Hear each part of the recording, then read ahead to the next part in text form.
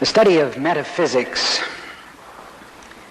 gives us a new sense of perspective by which to deal with the world. In a very real sense, it introduces us to a new dimension of reality. The fact is that when we get into the study of metaphysics, humanly there's a tendency to get on our charger like Don Quixote and go out and try to change the world. But one of the fundamentals that so often is overlooked is that metaphysics does not deal with changing the world. The whole principle is based upon ourselves. It is not the world that we're concerned about, but our thought about the world. The important key to effective living, then, is not trying to find the way to set things right and to straighten people out and to get the world to stop acting like it does. Not to set things right, but to see them rightly. Right seeing is the fundamental essence of truth. Metaphysics is a technique in right seeing, helping you to see things from a particular perspective, as Emerson would say, from the highest possible point of view. And all this is wrapped up in what we're calling today the art of thinking. It seems to me that the greatest neglect in education today, and it's not my intent to nitpick about the educators, because certainly people here in this profession are doing a tremendous work, helping people in a tremendous way. But I think there has been a neglect that has set into modern education. It's very subtle. Unless we think we're pointing at one particular movement, we'll say that the same problem is found in the study of metaphysics, another kind of education. It's a failure in the instruction in the art of thinking. In other words, the whole thought process is so often simply taken for granted. We're thinking creatures, and so we think. And we're told what to think. And we're exposed to all sorts of levels of learning, and we're supposed to think about them and to memorize them and to report them back much as we've heard them. It is rare in education that we're introduced to the process of how to think. The mind is dealt with for the most part as a fact collector and a word dispenser. And this is so true in the study of metaphysics. That we're told that we're thinking creatures, we're mental beings, and therefore the important thing is you must think this, you must think that, you must think the other. So we're constantly building in and programming our mind with affirmations and techniques and treatments and so forth, and learning to verbally repeat them and picture them in the words that we express.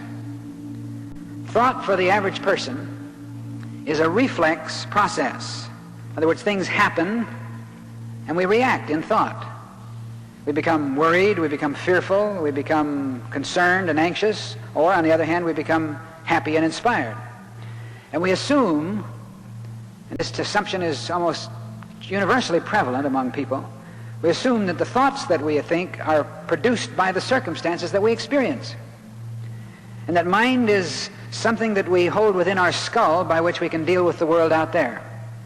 Things happen and we react, we think, and we say, well, of course I'm upset. You'd be upset too if you had the same experiences. Life is a continuous reaction to outside stimuli to the average person. So one may be happy or sad, or life has meaning or is meaningless by evidence of what happens to us from day to day. We may even sometimes check the weather, or consult the stock market returns, or even go to a doctor to see how we feel. Ask the average person, how do you feel today? I don't know. I have to wait till I get down to the office to see what kind of a mood the boss is in. And then I'll know how I feel. But experiences do not cause thoughts. Emphasize, experiences do not cause thoughts. Someone may do something to you, and he may give you a perfect opportunity to be upset if you want to be upset. But if you don't want to be upset, you needn't be upset, you see. The incident happens. There's no use denying it. It's not saying that he didn't say it or it didn't happen or they're not doing these things in the world out there. They've happened, and it becomes history once it's happened. But as far as your experience is concerned, the incident is completely external. It's always on the outside. What happens in your mind happens as a result of your attitudes and your feelings and your habit patterns. Your mind is your domain.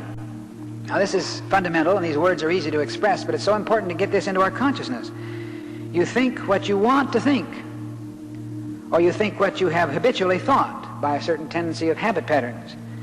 Your thoughts are your reactions to the incident, always. The incident did not make the thought. It is your mind, and you have been thinking and reacting in thought according to the level of your consciousness. I was talking to a young chap in a hotel one day. He was one of the hotel clerks. There was a lot of people coming in for a convention, and they were harassed, and people were there early, and other people were staying late, and you know, the usual thing that happens in hotels. And one of them was saying, "Boy, I sure have problems tonight." And one could feel sorry for him.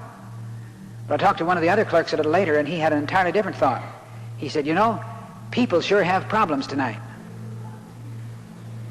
Both of them dealing with the same experience, one of them dealing with what I call horizontal thought, the other dealing with vertical thought. I have problems, people have problems. But I have problems because of the way I'm reacting to people problems. But if I keep myself in perfect peace, then I'm simply concerned that people have problems, but they're on the outside. Then I can handle them, then I can deal with them. When was the last time you said, "He makes me so mad," or "That just teased me off"? And of course, this is not correct at all. No one ever makes you mad. No one ever gets you upset. As I say often, you are upset because you're upsettable. You're angry because you have a anger consciousness that is touched like a little red button that causes it to blow up within yourself. But the anger is already within, you see. So you react in thinking to the level, according to the level of your attitudes, according to your consciousness. So the thing that happens then is we allow our mental mastery to go by default. Some of us are completely unaware of the fact that we have the power to control the kind of thoughts that run rampant in our minds.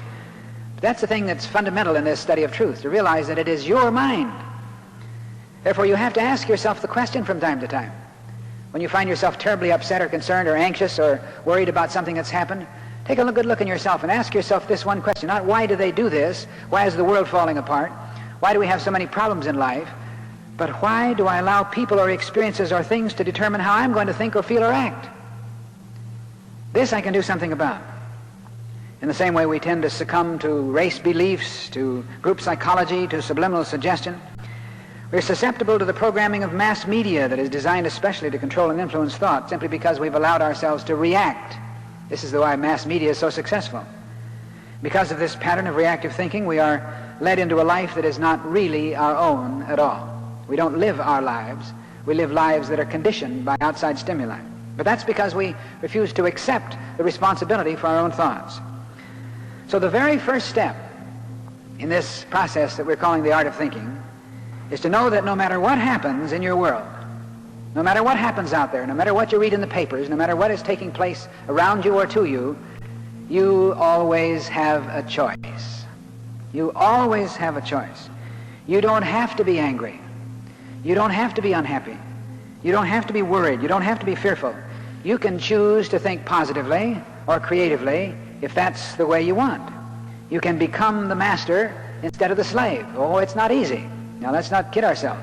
It's not easy to take possession of our mind. To change from being a reflex thinker to a creative thinker, it takes a lot of discipline and will and commitment because we've been thinking in the other way so long. But we can do so. It's not easy to think happiness when you're unhappy because your unhappiness is busy manufacturing more unhappy thoughts. Tagore comments on this. He says, the slave is busy making whips for his master. So we're busy manufacturing negative thoughts to fulfill the negative state of consciousness, and it goes round and round. It's a vicious cycle. So in a very real sense, it could be said, if someone asks you what your occupation is, if you want to be realistic about it, you could say, I'm a manufacturer. Because I'm always manufacturing the kind of things that happen in my life according to my consciousness. You see, we do this unthinkingly. It's like the little woman who is the classic story of the woman who was sitting commiserating over a lot of her problems, and she had a lot of problems. She was talking about them, almost counting them one by one like rosary beads. One of her friends, trying to console her, said, oh, come on now, things are not that bad. After all, you should try to be positive. And she said, classically, I don't see it that way. It seems to me when the Lord sends me tribulations, it's my duty to tribulate. Some people seem to feel that you should be unhappy, that you should be negative. If you walk into an office someday smiling and singing and whistling, people say, what do you have to be so happy about? But as I say so often, you don't have to have anything to be happy about ever. You can be happy simply because you want to be happy. Abraham Lincoln once said, a man is about as happy as he makes up his mind to be. This is the key to the positive life. This is the key to positive thinking. It's not filling your mind with a lot of happy platitudes, but it's simply determining that you have control and you can think the kind of thoughts that you want to think, and making the commitment at the beginning of the day and regularly through the day that you're not going to allow people or conditions or circumstances to decide how you're going to think or feel. Just watch the average person read the newspaper. Watch him on the subway sometime. Sometimes you wonder what are you going to do to preoccupy your thoughts on these long subway rides. Be analytical. Watch somebody reading the paper. You'll read a few lines, you go, oh, terrible. And there are a lot of things to tut-tut about, actually, because newspapers like the New York Post have really made tremendous hay on the process that people like to tut-tut. So the point is, that person is simply shoring up in consciousness the fact that he fully believes that it's a terrible world, that everything's going to pot, and so he reads all the things that says, see, I told you, I told you, I told you. And he's upset because he's upsettable. He's upsettable before he reads the paper. Now, if he wants to make any changes, either changes in the world or changes in himself, he has to begin to ask himself some serious questions. Why do I allow the New York Post or the New York Times or the Daily News, let's cover all the waterfront so he won't be partial. Why do we allow these things, these outside stimuli, to determine how I'm going to think? Why do we allow listening to the radio or the television to get me upset? Do I want to be upset? But you've got to be realistic, a person will say. After all, things are in the world, and what are you going to do about them? Fact is, you always have a choice. You always have a choice. You can say, as the hotel clerks did, one of them said, I have terrible problems. The other one says, people have terrible problems. In the one case, the person is totally destroyed by the problems of people. In the other case, the person is there ready to help if he needs to help, but he keeps himself oblivious from it. He's objective, and thus he can serve without being destroyed within himself. And this is a very important realization.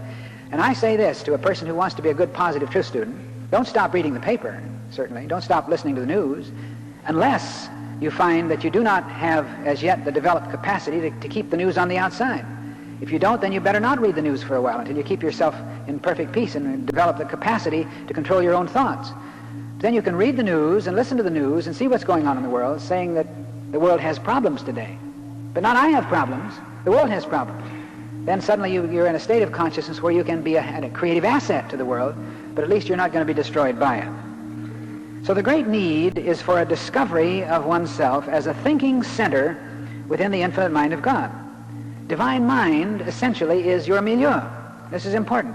You're in it, all of it, all the time. It is impossible that you should ever have a mind apart from divine mind. All you have is a consciousness within divine mind. Your mind is not separate from mind. Quite often people say, well, I'm praying so that I can get into divine mind. There's no way that you can ever get into divine mind, because there's no way you can ever get out of it. You are a thinking center within divine mind, you see. You are a consciousness within it. But you see, the intelligence that is in back of all thought is the intelligence that runs the universe. The intelligence that is in back of all thought. And right away you say, now wait a minute, what about negative thoughts? There's one intelligence. I use this illustration in my book, Unity of All Life, as some of you probably have read. We direct this intelligence into the moods of our consciousness, into the molds of human awareness, like the limitless air that we force into balloons of various sizes and shapes. It's the same air, but through our selection we fill any size and shape that we wish. In the same way, we can permit the creativity of the universe to flow into a mold of twisted and distorted thought, and by the same law that would manifest perfection in accord with a perfect mental mold, it will manifest distortion in accordance with our distorted mental state. Now this is a very important realization. You see, there's only one basic intelligence. We distort it and pervert it according to where we are in consciousness. And because we're creatures of habit, we tend to habitually blow air into certain balloons simply because that's what we've always done. So we have certain tendencies to think of ourselves as being too old, or perhaps too young. We think of ourselves in certain habit patterns of sickness, of poverty, of war, and all the various things that beset human consciousness. All of these are the habit patterns of human mind. Quite often we think of it in terms of bad luck. And it's so important to understand that what we call bad luck is simply a bad mental habit, the bad mental habit. When I say, well, things like that always happen to me. What are you going to do? Well, you can always do something. You may not be able to immediately change the conditions, but you can change what you do about them, how you react to them, what you think about them. You can always be creative. You can always be positive regardless of conditions. In other words, tune yourself into an entirely different dimension. It's a good thing, I think, to occasionally take inventory in our lives and to look for the kind of situations that tend to repeat themselves, problems that repetitiously keep manifesting in our work, in our finances, in our health, in our relationships, person who keeps catching colds, or a person who keeps coming up against financial difficulties, or there is a constant process of unemployment. Every time there's a problem in the office, I'm the first one to be laid off, and so forth. We may object to this, we may argue about it, we may say it's the result of conditions, it's the result of favoritism, and all these terrible things that are going on in the world. But it's so important to begin to realize that bad luck, or a continuity of bad experiences, is a result of bad mental habits, bad mental thought patterns. And you always have a choice. You always have a choice. You may not be able to change the things in the office, you may not be able to change the things in the world, but you can change the way you deal with them, which makes all the difference in the world. And if you don't believe this, take a look at this simple illustration of the sailing boat. Remember that poem of Ella Wheeler Wilcox when she says, "Some ships drive east and some drive west by the self-same winds that blow. 'Tis the set of the sails and not the gales that determine the way they go." So a ship then can move eastward and westward by setting the sails. And regardless, it's the one wind. So it is in your experience. Regardless of what happens, by changing the way you deal with it, by the attitudes you hold toward it, you can change the whole experience as far as you're concerned. Change all the way from the fact that I have terrible problems to the fact that the world has problems, but I have control of myself. So important then to know that if you refuse to accept the responsibility for your thoughts, or as someone would say, to own your own thoughts, and you insist that these things and conditions and your thoughts about them are caused by the things out here in the world, then there's little you can do about changing them. If you're unwilling to accept responsibility for your thoughts, then that's the way life is. What are you going to do? You have no choice. You've heard that. But if you take responsibility for your thoughts, if you always recognize that whatever happens in your mind is a result of your consciousness, nobody made it happen. If you're upset, it's because you were upsettable. If you're disturbed and anxious, it's because of a level of your awareness, not the conditions, not the things. If you take responsibility for them and admit that your states of consciousness within your own mind, then, and then only, are you in a position to fulfill that realization that we suggest every day on the radio. You can change your life by altering your thoughts. You can change your life by altering your thoughts if you know that your thoughts are the problem in your life, not people, not situations, you see. And this is something that requires a great change of the whole general perspective by which we view life. Because I know that most of us tend to be very defensive. We tend to be very reactive. We tend to try to point the finger of responsibility to all sorts of folks. Most of us have a little bit of paranoia within us. We feel that people are always picking on us. The world is always against us. Things are always going wrong for me. And it's terrible, isn't it? You know, but important is the realization that I have the capacity to decide how I'm going to think. I can't change people, I can't change the world, but I can change what I think about them, and then to all intent and purposes, I can change my life by altering my thoughts. So there's a very subtle point that is rarely observed in metaphysics. You've heard this statement, you've read articles about it, there are whole books about it. You are what you think, right? You are what you think. And I say that is totally inaccurate. You are not what you think. And that seems to be rather a paradox, because here we are talking metaphysics, and this is a general axiom in metaphysical studies: you are what you think. I say it's totally inaccurate. You are not what you think. You are thinking what you think. Now, this is not splitting hairs. This is a very important distinction. You are not what you think. You are thinking what you think. Because the you that thinks what you think is more than the thoughts you're thinking.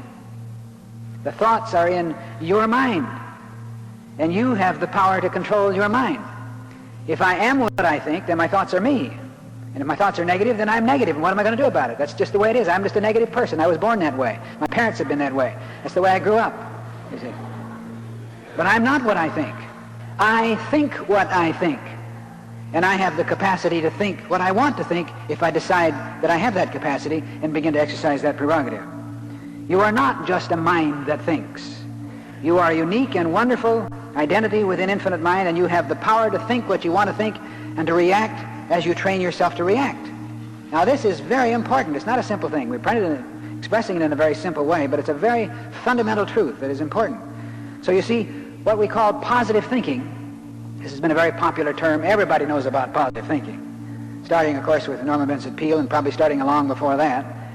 The idea that if you think certain positive things, you're going to have certain positive conditions in your life. And it's a wonderful thing, and it's changed a great deal of the general thoughts and feelings of people in the world, and I'm sure it's had a great influence. But let me say this: positive thinking is not sitting around holding thoughts, filling the mind with platitudes and self-motivating images. It's not what is normally considered custom-made thinking. You see, normally you say, positive thought is this. If you have a particular situation or challenge, think about it with this kind of a thought. Da-da-da-da-da-da-da-da. And if you're having trouble with your love affair, then think about it this way. Da-da-da-da-da-da. So you're given the kind of thoughts that you should think. And you want to program your mind with these thoughts, and this is going to make a lot of difference in your life. This, you see, is not essentially positive thought at all. Positive thought is a matter of tuning yourself in to the infinite positive, which is the creative process that always flows within you. Positive, you see, in metaphysical teachings, there's a lot of emphasis on building things into the subconscious mind.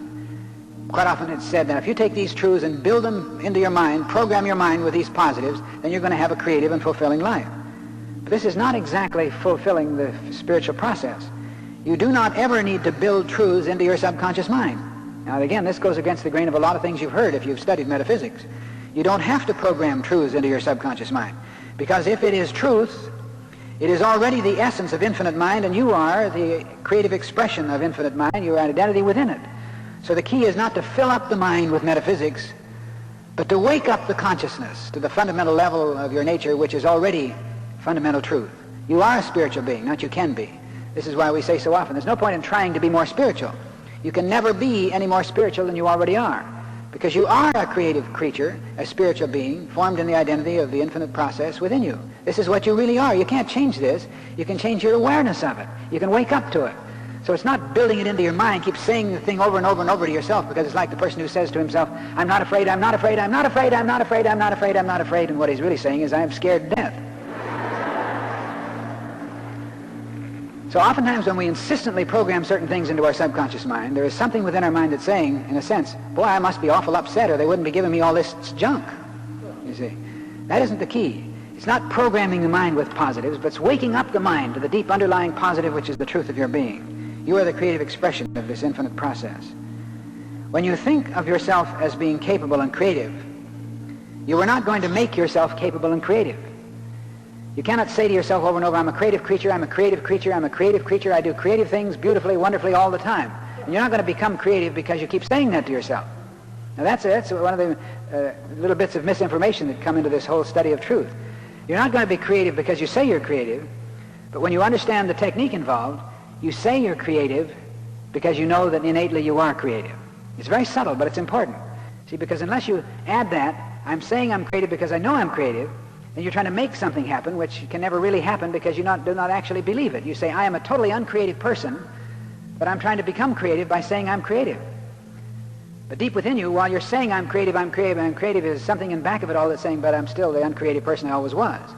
And you don't really change that at all. You don't change that. This is the little bone I have to pick with the so-called self-image psychology. You can program your mind with a whole new image, plaster it over your subconscious mind with a whole new image of yourself and a whole new way of seeing yourself, but back of it all is the same scared little person you've always been. You simply act differently. You simply put on a facade, but underlying it all is the same person because you really believe you're uncreative, you see. So when you think of yourself as being capable, you don't make yourself capable. You simply let the light shine through your innate potential. One of the teachers says, this example, when the weather vane points to the north, it does not make the north wind blow, but it simply registers the fact that the north wind is already blowing. Now, isn't that beautiful? It's a very important thing. You don't make it happen because you say it, but you say it because that's what is true, you see. And this is a fundamental aspect of truth. Say what you believe, and you believe what you say. You begin to express it in a whole different way. Positive thinking does not make creative power, and it doesn't change God or conditions. Positive thinking simply attunes you to the power that is and can never change, can never be altered. You become one with this mental power, and it shines through you. Positive thinking, creative thinking is thought that essentially is in tune with the infinite. Maxwell Maltz refers to the mind as a servo mechanism, and a lot of metaphysical studies place a great deal of emphasis on this. Thinking of the mind as a giant computer that will work for you if you program it with the right data. This takes your mind out of the context of the whole of mind. So your mind is not separate from infinite mind. If you can get some of the positives of infinite mind into your mind, then you're going to be a creative person.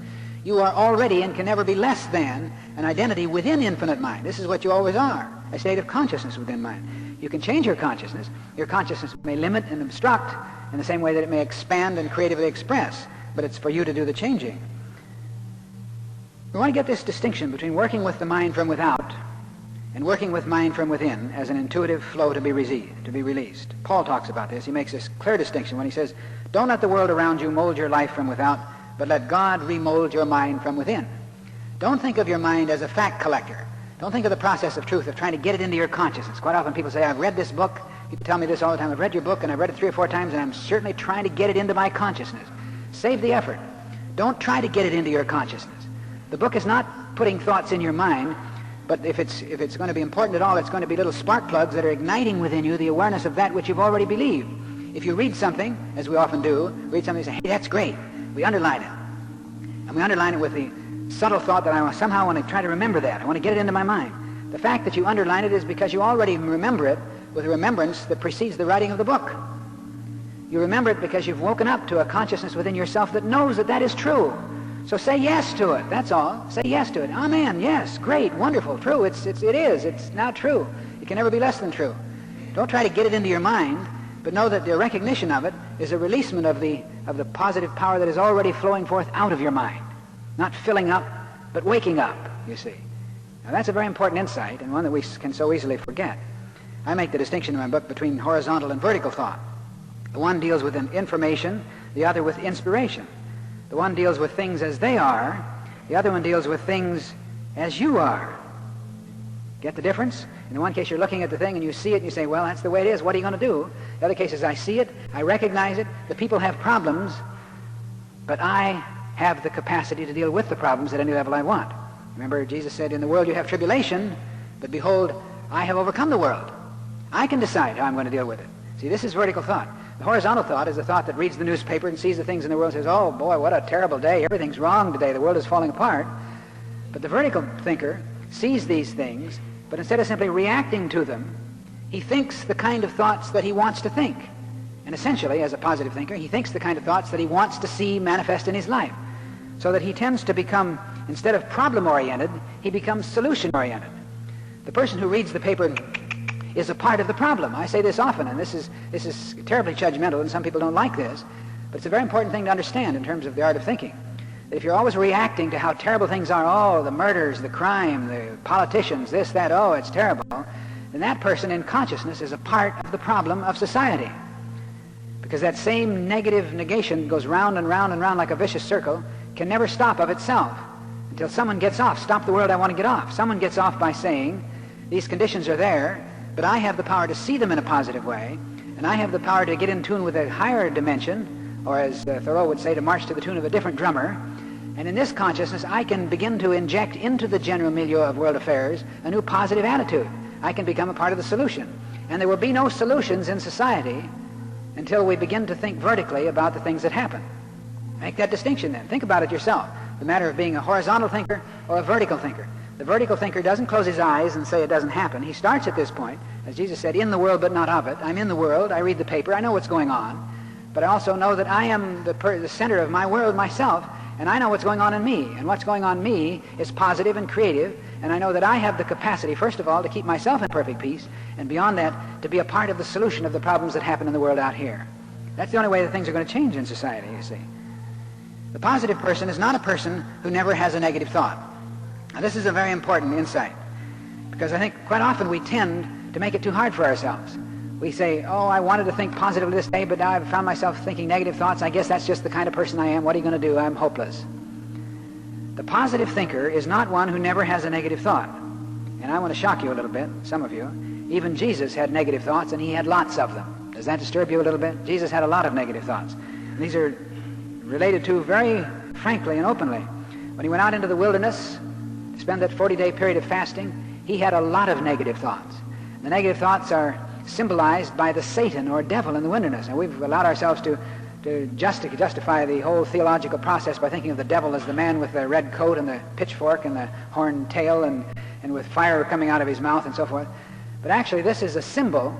Satan or the devil is always a symbol of the limited consciousness of man. So what was happening here in Jesus' wilderness experience is that there was something coming to the surface of certain thought patterns of his own mind. We're told that Jesus was tempted in all points such as we, and yet without sin. The temptation being the flow of negative thoughts in the mind.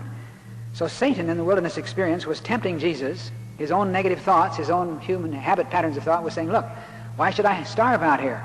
I can turn these stones into bread and get all that I want to eat. I can show that I have tremendous power. I can throw myself off the top of a temple and protect myself.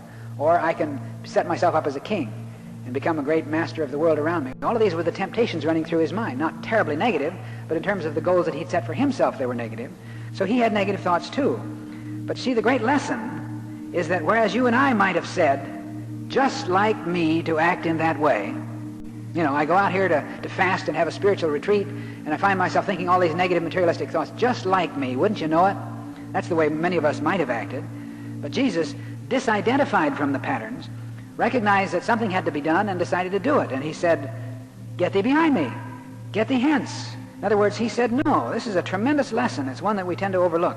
It's as simple as watching television and deciding that you don't like a program. Do you just sit and watch it? Sometimes we do. Sometimes we do. Like the woman, this classic comment of a letter to the editor. The woman said, she waxed really ecstatic about her feelings and emotions about television. She said, I think it is terrible, the awful fare on television that me and my family have to sit and watch every night. And the editor responded in a little cryptic note, what about the off switch? And that's the thing we overlook, you see. In other words, you can turn it off. The thought pattern is in your mind and you're in control. The fact that you have a negative thought doesn't mean that you're a bad person. But the thing is, are you going to allow that negative thought to take possession, are you? Or are you going to disidentify from it? You have the capacity to say no. When there's a symptom that indicates that you're moving into the clutches of illness or financial depression, say no to it. For instance, the classic illustration is a person who sneezes, you know. Ka-choo! Oh, I guess I'm catching a cold. Why the negative thought? Ka-choo! I've caught a cleansing. Why not turn it around? Why not say the sneeze is getting rid of the impurities and therefore I'm well? And as a matter of fact, it's probably more physically true than the other. That the sneezing is a part of an involuntary process of getting rid of germs and so forth. So let them go. Let them go. I've caught a cleansing. Praise God, I'm free.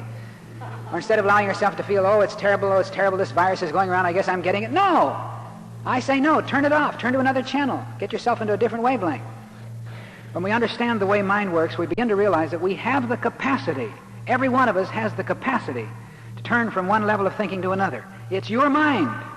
It's your mind, and you can think what you want to think. You don't have to follow along the old habit patterns, the old habit tracks of negative thinking. You can think in another way. Turn to a different channel. Say no. Disidentify it. As Jesus said, get thee behind me, Satan. I refuse to go along with this anymore. I'm a spiritual being, and I know that my life is constantly in the flow of spirit, and I give thanks for the renewing process that's taking place within me right now and always. I'm not saying this just out of a record that you put on, but I'm saying it out of a articulation of a realization that you are an identity with an infinite mind, and you can express positively rather than negatively. You can reverse thought habits at any moment, whether by simply refusing to identify with them. Stand aloof from your difficulty, from your thought, or from your average thoughts that you have about them, and just say, no, I refuse. I let it go. It's like the story of the little girl, which is a classic story. She was riding her bicycle around the neighborhood, and she's out in front of a house of a friend of the family, and she fell and skinned her knee, and she obviously hurt herself pretty badly. So she's sitting on the curb, and she's rubbing her knee very stoically. And the man came up, and he was very concerned. He said, oh, darling, are you okay? She said, I'm all right. But then doesn't it hurt? She said, yeah, it hurts. Why don't you cry? She said, I just say to myself, stop that, and make myself mind me. Out of the mouths of babes, you see. Here's a young girl who's already beginning to realize that she has the power and control over her thoughts, that she can think the kind of thoughts that she wants to see manifest in her life. Now, I'm not saying that one should withhold tears. That is a whole different bag. But we're simply saying that you have the capacity to make yourself mind you. This is what discipline really is. And some people say, well, I'm not a very disciplined person. That's just one of those problems in my life. All right, keep right on saying it. Keep right on affirming for yourself, I'm not disciplined, I'm not disciplined. The fact is that we are all disciplined creatures because we always do the kind of things that we really want to do. Sometimes certain things we don't want to do, and so we allow our lack of discipline to allow us to go in that direction. But the point is, it is your mind, and you have the power to think what you want to think. And of course it needs commitment and discipline, and at least as much attention as we give to food or bodily appearance. Just note, for instance, how many of us in the beginning of the day, probably most of us, because this is the world in which we live, we stand before a mirror and we care for ourselves physically with meticulous detail. we're a man, we shave, we bathe, or if it's a lady, we set our hair and we put on our eye makeup and our eyelashes, and we take care of our nails, and we select and arrange our clothes and fix our tie, and we preen before the mirror for a good while before we're ready to go out in the world. And this is fine. This is good. I mean, there's a certain self-image involved in this that's I think, important. But what of our state of mind? While we're getting ourselves all ready to face the world, properly attired and accoutered and so forth, how are we going to face the world in terms of our mental consciousness? Are we ready to face the world with our mind positive and at peace and in tune with the divine flow, or do we just simply go out and say, well, I wonder what's going to happen today?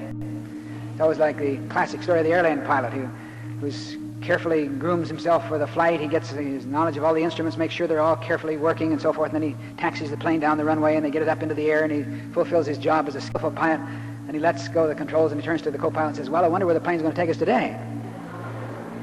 I mean, unconsciously, this is the kind of attitudes with which so many of us face life. We may be all ready for the day physically. We have our personality all out in front of us. But mentally, I wonder what's going to happen. We've become totally submissive to any vagrant negative thought that flows into our mind. So I say, of what advantage is it to face life meticulously accoutered if one is mentally disheveled? And this is something we have to think about. It's more important to prepare yourself mentally for the day than it is physically. Obviously, it's nice to be physically secure and trim and neat and so forth, but it's much more important in terms of your contribution to yourself and to the world that you are mentally prepared for the day. So important to get yourself in tune with the divine flow. It's like a runner girding for a race. Strip off the unnecessary attire. Let go of the habits that bind the mind. For instance, if you labored under an inferiority complex, how often we waken in the morning and we begin immediately to harp on the same old tune. I have an inferiority complex. I mean, that's just the way I am. I've always been that way. I practically was born with it, I guess. It's tattooed on my forehead, inferior complex. So we start our day still harping on all the relative attitudes and feelings relative to this. So we tend to think of ourselves as an inferior person, which isn't true. I don't care what kind of a complex you have. I don't care how deep-seated your inferiority complex is. You're not an inferior person. You are a person with inferior thoughts. And that's a difference. You're not an inferior person. You're a person with inferior thoughts. And when you understand that, then you can change those thoughts. And you can begin to do it today. But as long as you think that my inferiority complex is simply a matter that I'm an inferior person, if you're an inferior person, how are you going to change it? You can't change the stripes of a leopard, you see. If that's the way you are, that's the way you are. Or a person may have a failure complex, and he tends to think of himself as a failure. But you're not a failure. I don't care how many times you have failed, you're not a failure. Just think of the researcher who fails time and time and time again, but he's not a failure because he's a researcher, because he profits by every failure. You're not a failure. You're a person holding failure thoughts and a person who's had failing experiences. But you are a child of God. You are an infinite identity with an infinite mind, and you have the capacity to think the kind of thoughts you want to think. So you can change the failure complex, you can change the inferiority complex, you can change the sickness complex, you can change any kind of complex by determining that these are things that are going on within you, but you're in control, you're in charge. And you have the responsibility and the opportunity and the privilege of altering your thoughts and thus changing your whole life. In other words, you see, it is not what you are, that you are, and I should say that you are not what you think, you are thinking what you think. Let's be very clear about that. You are not what you think, you are thinking what you think. I'd like you to kind of get that thought so clearly in mind that it just rings a bell every time you think of it. So maybe you'd like to say, I'm not what I think, I'm thinking what I think. Let's whisper that together. I'm not what I think, I'm thinking what I think. Now remember that. Make a note of it. If you want to write it on a piece of paper and put it on your desk so that you think about this. I'm not what I think. I think what I think. And the I that thinks has the capacity to think what it wants to think. And I decide to think positively and creatively, and I can do so. You can be as happy as you make up your mind to be. You can be as successful as you let yourself be. You can be as healthy as you expect yourself to be. Through your state of mind, you release or inhibit the flow of dynamic life, substance, or intelligence of the infinite constantly, always. Now, I'm going to give you a little homework assignment. If you're really interested in doing something about this, here's a little trick that you can fulfill, and it's so simple as to be naive. But don't laugh at it because it's a very, very important realization. It came to me a number of years ago when I was listening to on radio, it was before television was quite as widespread as it was today, listening to a radio interview of Robert Frost, the tremendous poet. Someone was asking him to try to explain his tremendous, contagious optimism. How can you always be so positive and optimistic? How can you always be so happy? I mean, what's the key? What's the key to the success of your attitudes? And he said, it seems to me the important thing for creative and positive living is man's capacity to mold and shape things. Man has the power to mold and shape. In other words, you're thinking in terms of being a manufacturer. You can shape things as you will. So he said, I've decided long since that whenever I face the day, after I wake up, before I go down and listen to the radio or read the newspaper or face my wife or go out into the world, I do two things before anything else. First thing I do is to make up my bed, and the second thing is to make up my mind. So the reason for the first is that it's physical. It's something I can actually do. So I physically make up the bed, straightening up the covers and rolling out the sheets, the wrinkles of the bed and so forth. But while I'm doing this, I get the feeling of an identification with my mind, that I'm making up my mind. I'm getting the wrinkles out of my mind. I'm getting myself organized and orderly. I'm beginning to think the kind of thoughts that I want to think. I make up my bed, then I make up my mind, then I go down and face the world, and I'm secure that no matter what happens, I can be on top of it. And this was a simple little illustration or technique by Robert Frost. I want us to use that as an exercise during this week. And as I say, don't laugh at it. Really try it. When you wake up in the morning, any morning, even if your partner always makes up the bed, you say, no, wait a minute, I'm going to make up the bed this week. Take a few moments before you do anything else to make up the bed. Pull the covers up, straighten it all out, get the wrinkles out, and get that sense of identification that while you're doing this, you're getting your mind in order. You're getting yourselves in tune, and make that sort of identification. You're getting yourself constantly identified with the individualization which you are of infinite mind, that you live in divine mind. The allness of infinite mind, all the creative intelligence of the universe is your milieu. You live in it. It's here. And you can shape it and mold it in any way you will. So as you begin to shape your bed into a nice, orderly arrangement, in the same sense you're shaping your mind into that which is positive and creative and self-fulfilling. And if you do this simple little exercise, which in a sense is not really prayer, but yet in a very real sense is probably more prayer than some of the prayers we utter, you will find that you will become more positive, more capable, and more ready to meet the experiences of the day with positive creative power. Try it. See what you can do with it. I think you'll find it will be very helpful. Now let's take just a minute to be still.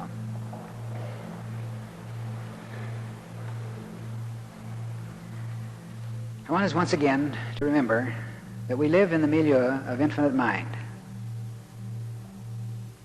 The same intelligence that creates the universe is the intelligence that is the essence within every thought of your mind.